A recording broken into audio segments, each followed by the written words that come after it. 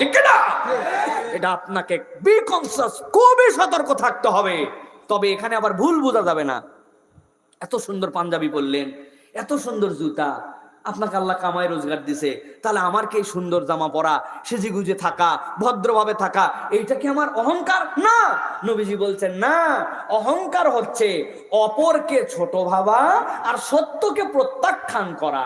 এই দুইটা তোমার মধ্যে থাকবে না। ইন্নাল্লাহ জামিল ইউহিব্বুল জামাল, আল্লাহ সুন্দর, আল্লাহ দেখতে চান বান্দা সুন্দর হয়ে ঘুরবে। কিন্তু আমার পাঞ্জাবি যেটা, এটা ভাই এটা ইয়োলোর থেকে নেওয়া, আরমানির থেকে কেনা, তোরটা লোকাল ব্র্যান্ডের কোনো চিহ্নই নাই, এগুলো আমি পরি না ভাই, বহু আগে পরা বাদ দিছে।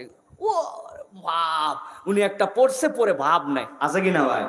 খালি বলছে তোর জুতাটা তোরে এলা ঢাকার থেকে আনা, ইটি কুটি পাবো, এলাকার লয়, এলা পরি না, জানি ঢাকার থেকে এনে পড়ি।